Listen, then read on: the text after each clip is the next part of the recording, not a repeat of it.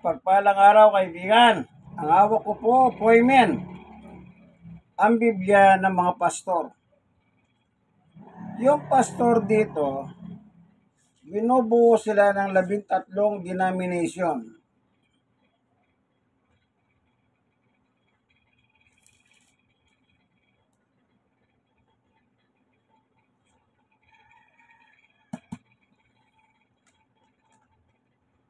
Tayo ay mag-aharal ng Ebanghelyo ng ating Panginoon patungkol sa buhay, pagliligtas ng ating Panginoong Yesus. Amen? Pero bago tayo papalahot, tayo muna ay mananalangin. Panginoon Diyos na makapangyarihan sa lahat, minsan pa, samahan po kami ng iyong banal na Espiritu upang siya magpatotoo sa amin upang amin lubos na maintindihan, maunawaan ang iyong mensahe. Ito'y pagkain namin ng aming kaluluwa. Salamat po sa ngalan ni Jesus. Amen. Sa Biblia, sino si Jesus? Dito po sa chapter 16, tignan natin ang nakasulat. Ang sabi, chapter 16, verse 13. Nang dumating si Jesus sa bayan ng Cesarea ng Pilipos, tinanong niya ang kanyang mga alagad, sino raw ang anak ng tao ayon sa mga tao? 14. At sumagot sila, ang sabi po ng ilan, kayo po si Juan at tagapagbautismo. Sabi po naman ng iba, kayo si Elias. At may nagsabi pong kayo si Jeremias o isa sa mga propeta. Verse 15, tinanong uli sila ni Jesus, ngunit para sa inyo, sino ako? 16, sumagot si Simon Pedro, kayo po ang Kristo, ang anak ng Diyos na buhay. 17, sinabi sa kanya ni Jesus, pinagpala ka, Simon na anak ni Jonas, sapagkat ang katotohanan ito hindi inihayag sa iyo ng sino man tao, kundi ang aking Ama na nasa langit. Amen.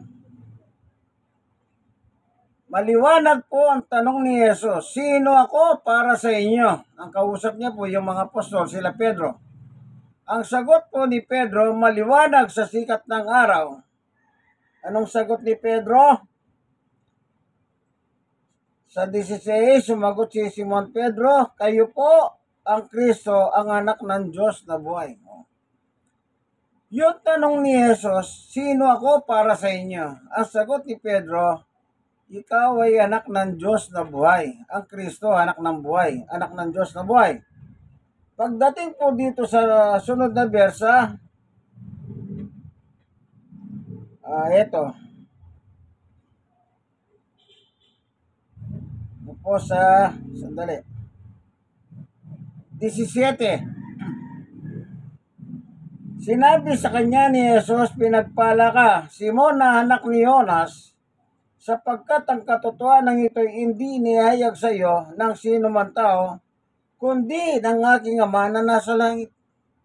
Yung palang sagot ni Pedro, ipinahayag sa kanya ng kanyang Ama nasa langit. O, maliwanag ang Ama ni Jesus ay nasa langit. Kaya naturuan tayong manalangin sa Mateo 6:9, ganito kayo manalangin, Ama namin nasa langit ka, sambahin ang pangalan mo. So maliwanag po, ang Diyos po, ang Ama ni Jesus ay nasa langit. No. Ang tawag ni Pedro kay Jesus, kayo po ang Kristo, ang anak ng Diyos na buhay. Kaya magbuhat po noon, sa panahon ng Pentecostes, nangaral sila Pedro. Ang sabi po rito sa chapter 5, verse 42 ng Gawa, ganito po ang nakasulat. At araw-araw sa templo at mga bahay-bahay, walang tigil silang nagtuturo at nangangaral. ng magandang balita tungkol kay Jesus ang Kristo. Magbuhat po ng sinabi ng Diyos kay Pedro, ikaw ang Kristo, ang anak ng Diyos na buhay. Nireveal po yun ng Diyos sa kanya. Ang nagsabi po sa kanya si Jesus. Mapalad ka, Simon Barjonas. Hindi nayag ito ng sino man tao, kundi ng aking Ama na nasa langit. Kaya ginawa ni Pedro, nangaral sila, ang pinakikilala nila, si Jesus ay ang Kristo. Ibig sabihin po ng Kristo, ang tagapagligtas. Amen. Okay, makakapakinig tayo ng isang awitin na meron ditong nakalagay, in Christ alone, Tagalog version. Babae naman yung umawit dito. Tignan natin, pakinggan po natin.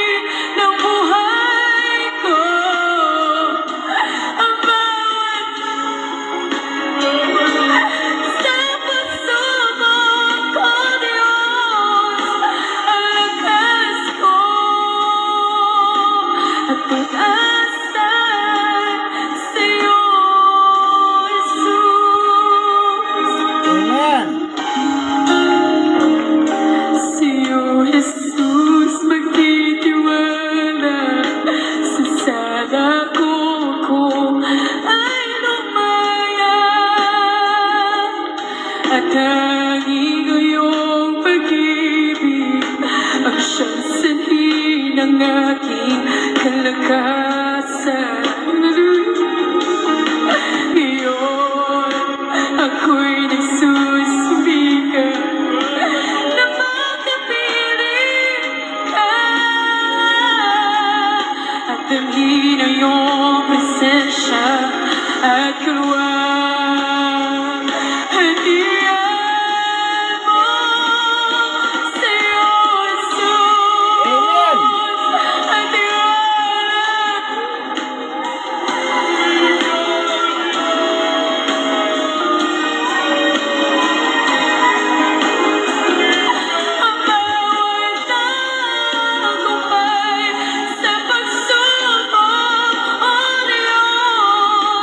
Ang lakas ko at pag-asa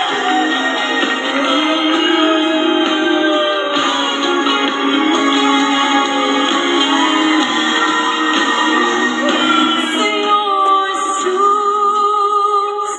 ang tiwala ko. Kahit sa bawat sandali ng buhay ko, ang bawat sa pagsubok, oh Diyos, ang lakas ko at pag-asa sa'yo, Jesus.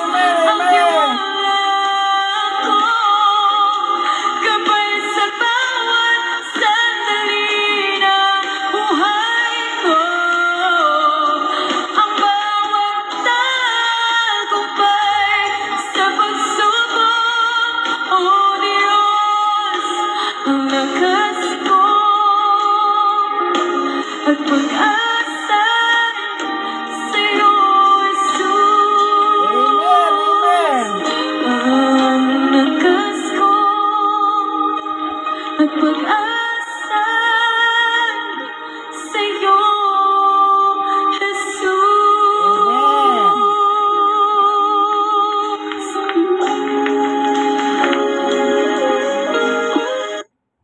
Ayun, ano po, napakagandang awitin. Palagay ko nasa worship yung umawit na yon. Kasi po, umiyak siya. At saka meron tayong narinig sa background. Siguro, nasa worship po yun nung binidyo nila. Maganda. Lahat ng pagsubok, lakas ng buhay ko, tagumpay. Sa iyo lamang, Jesus. Dapat lang naman talaga, sa kanya lang. Kasi siya naman talaga nagbibigay ng lahat ng yan eh. O, kagaya din sinabi ni Apostol Pablo na dito, tignan lang natin ano. Nung sabi ni Apostol Pablo, unang Timoteo 1:12, nagpapasalamat ako sa ating Panginoong Yesu Kristo na nagbibigay sa akin ng lakas dahil itinuring niya akong karapat-dapat na maglingkod sa Kanya. Kita niyo po, maging si Apostol Pablo. Kahit si Apostol Pablo, ano po, 14, pinasagana sa akin ang kagandahang loob ng Panginoon at ipinagkaloob niya sa akin ang pananampalataya at pag-ibig na matatagpuan sa ating pagkikipag-isa kay Kristo Jesus. Kita niyo po? Sa panahon ni Pablo, nang hindi pa po siya converted, talagang loko-loko siya. Pero nung makonvert na siya, ayan, nagpapasalamat siya sa Panginoong Jesucristo. Kahit po tayo, dapat tayo magpasalamat. Kung wala po ang ating Panginoong Yesus, paano tayo? Paano tayo? Kaya ba natin bayaran ang kasalanan natin sa Diyos? Hindi. Hindi natin kaya. Kaya, tinatawad si Pablo Kaya sabi niya, nagpapasalamat ako sa Panginoong Yesukristo. Mapapasalamatan mo talaga si Jesus. Isipin niyo po, hinandog niya ang kanyang buhay hanggang kamatayan. Hindi niya inalintana ang kanyang sakripisyo, pagbubuhat ng cross. Ano po? Hanggang sa kamatayan, ang kanyang pagsunod.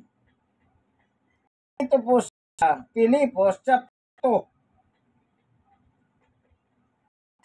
2, verse 5. Naway magkaroon kayo ng kaisipan ng tulad kay Kristo Jesus. 6. Kahit taglay niya ang kalikasan ng Diyos, hindi niya pinagpilitang manatiling kapantay ng Diyos. 7. Sa halip kusa niyang binitawan ang pagiging kapantay ng Diyos at namuhay na isang alipin, ipinanganak siya bilang tao at nang maging tao at nang siya maging tao. 8. Nagpakumbaba siya at naging masunurin hanggang sa kamatayan, maging ito man ay kamatayan sa krus. Yun po, yung pagkamatay niya sa krus, yun po ang ating katubusan. Sa katubusan natin. Kaya, mapapasalamatan mo talaga si Jesus, ang ating Panginoon at tagapagligtas, sapagkat inihalay niya ang kanyang buhay para sa ating kapatawaran ng ating mga kasalanan. Kaya si Pablo, sabi niya, nagpapasalamat siya. Salamat, Panginoong Yesus, sabi niya. Si Pablo, apostol yan Nagpasalamat siya. Tayo pa kaya hindi magpapasalamat? Huwag niyo pong gawing biro. Mapagpasalamat po kayo. Kung wala pong isang Yesus na namatay sa krus, wala tayong kaligtasan. Di natin alam. Sigurado, impyerno punta natin. Pero mahal nga tayo ng Diyos Sabi sa Biblia, hindi pinadala si Jesus para atulan tayo. Pinadala siya ng Diyos para iligtas tayo. 1:3-16. Sapagkat gayon na lamang ang pag-ibig ng Diyos sa sangkatawan, kaya't ibinigay niya ang kanyang kaisa-isang anak, upang sino man sumampalataya sa kanya hindi mapahamak, kundi magkaroon ng buhay na walang hanggan. 17. Isinugo ng Diyos ang kanyang anak, hindi upang hatulan ng parusa ang sanlibutan, kundi upang iligtas ito sa pamamagitan niya. O anong gawa ni Jesus? Nagliligtas. Siya po ang tagapagligtas natin, tagapamagitan para sa ating kaligtasan. Kaya dapat lang na mapasalamatan natin siya. Anong sabi?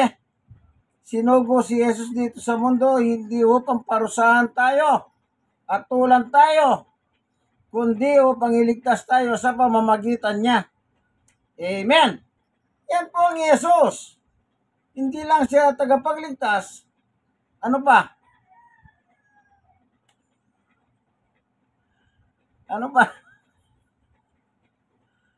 Yang ating manggagamot. Okay.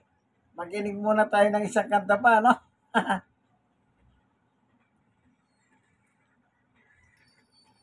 Makakapaginig pa rin po tayo ng isang awitin na ang title, In Christ Alone. Tignan natin, ano?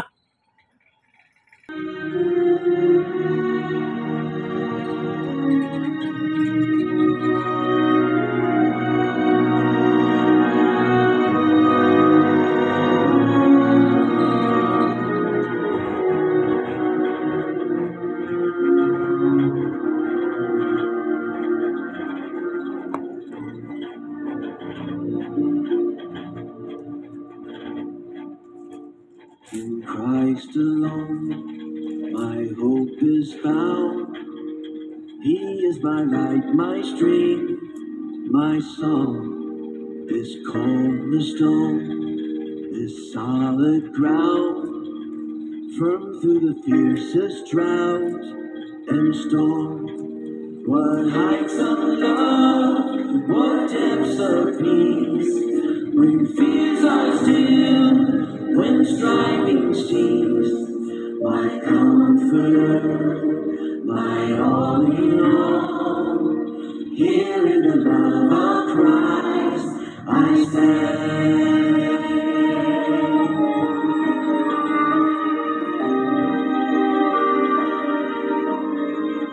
In Christ alone, who took on flesh, fullness of God in everything, this gift of love and righteousness, scorned by the ones he came to save, till on that cross that Jesus died, the wrath of God was satisfied, for every sin on him was laid. Here in the death of Christ I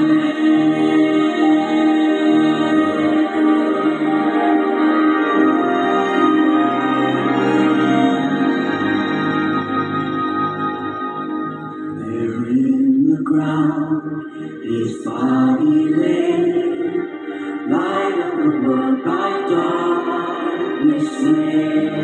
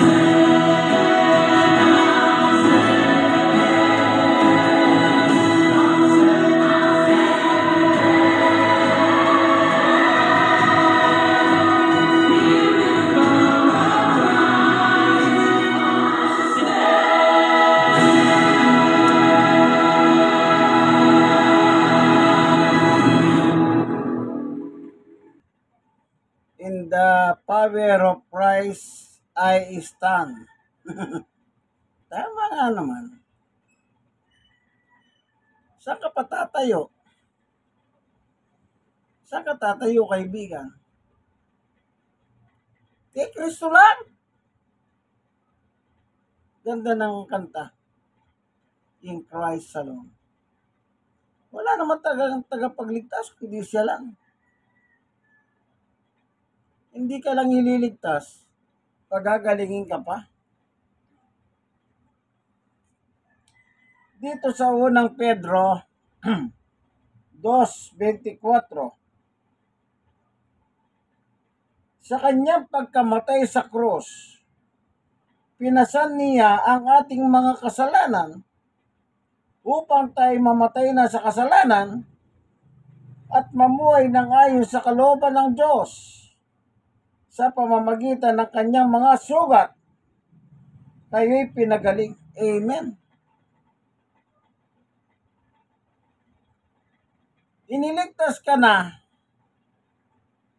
pinagaling pa ang iyong sugat. Ganyan po si Jesus. Nagpapagaling siya ng mga sakit nang dahil sa kanyang tinamong sugat sa ibabaw ng cross. Nang dahil sa pagdanak ng kanyang dugo, nagkaroon tayo ng kaligtasan sa kanyang dugo. Nang dahil sa kanyang sugat, nagtamo tayo ng kagalingan. Amen! Kaya talagang mapapasalamatan mo siya, ang ating Panginoong Yesukristo. Alam nyo, kaibigan, kung di nyo pa nasusuko ang buhay nyo kay Jesus, panahon na, kaibigan. Ano pang hinihintay ninyo? Mas maganda, bago tayo abutan ng kamatayan, tayo ay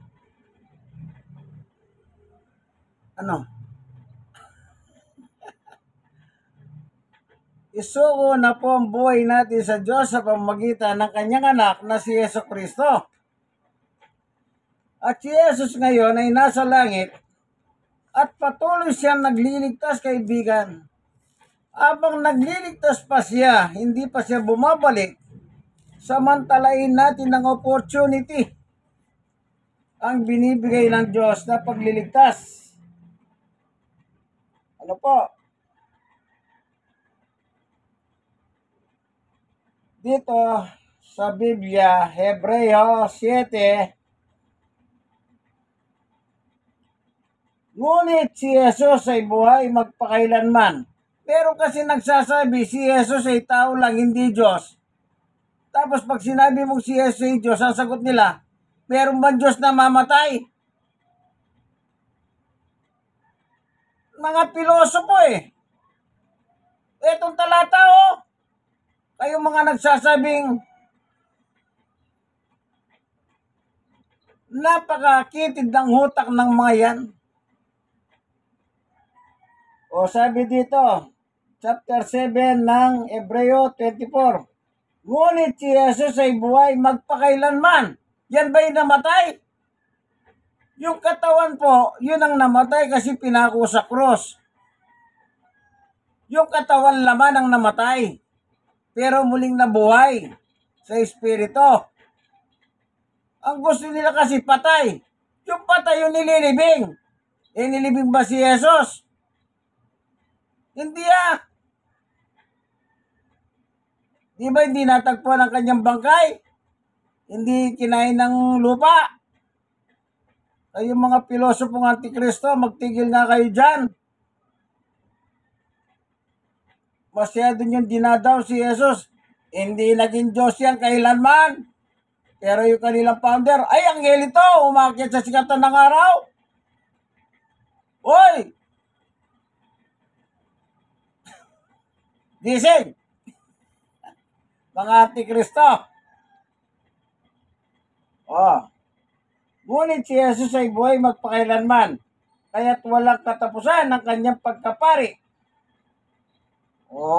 Kita niyo po, pari pa si Jesus pala. Yan po ang ibig sabihin ng Biblia. Ang ating Panginoong Yesus, 25.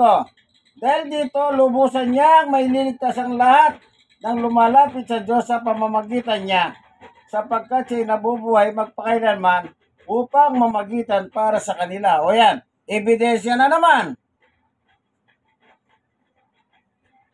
Nabubuhay magpakailanman. Nagliligtas sa mga taong lumalapit sa Diyos at nababagitan. Yan ba yung patay? Mga kampo ni Satanas, kung mabira ninyo si Jesus ganun-ganun na lang.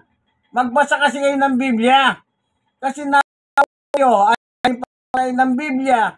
Nagpauto naman kayo. Tapos sasabihin niya, hindi naging Diyos yan kailanman, kundi tao na namamagitan. Tapos sabi niyo, meron ba Diyos na mamatay? Meron ba Diyos na gugulo? Tapos sila sa unawa, hindi nila maintindihan ng Biblia, ang kasulatan. Kaya yun lang alam nila. Kasi hindi po sila nagbabasa. Itong sinasabi kong mga yan yung founder nila, Angel daw umakyat sa sikatan ng araw, ang kinuha nilang talata ng Biblia, yung Revelation chapter 7.